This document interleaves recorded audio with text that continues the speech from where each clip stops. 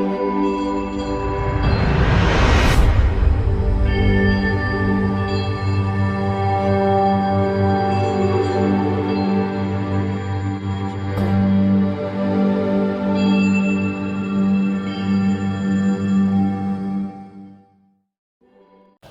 Hi friends, welcome back to my YouTube channel.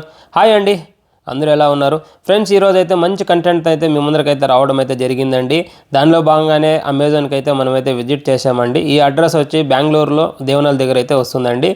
Amazon అంటే తెలియని వాళ్ళైతే ఎవరూ లేరండి. మనం ఆన్లైన్లో ఆర్డర్ పెడతాము, ఇంటి దాకా వచ్చి డెలివరీ బాయ్ డెలివరీ చేస్తాడు. అంతవరకు అయితే బాగానే ఉంది. కాకపోతే మనం పెట్టిన ఐటెం ఎక్కడి నుంచి వస్తుంది, ఏం ప్రాసెస్ అనేది ఈ వీడియోలో అయితే తెలియని వాళ్ళకైతే నేను తెలియజేస్తున్నానండి. చూడండి, అమెజాన్ ఫెసిలిటీ అంటే ఇదేనండి. ఆల్మోస్ట్ అన్ని స్టేట్లకైతే ఇక్కడ నుంచే ఐటెం అయితే వెళ్తుందండి. ఇక్కడ 2 రకాల ప్రాసెస్ ఉంటుందండి. ఒకటి వచ్చేసి ఇన్, ఇంకోటి వచ్చేసి అవుట్.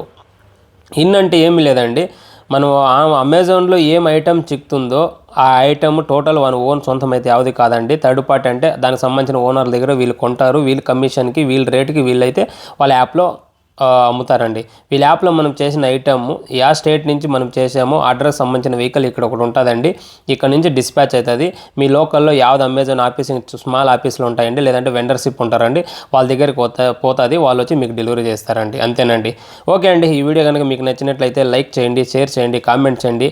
సబ్స్క్రైబ్ 100% మర్చిపోతున్నారండి. సబ్స్క్రైబ్ చేస్తేనే మేమైతే ఇంకా బెటర్ వీడియోస్ అయితే చేయగలుగుతామండి. ఓకే అండి, బాయ్ బాయ్ బాయ్.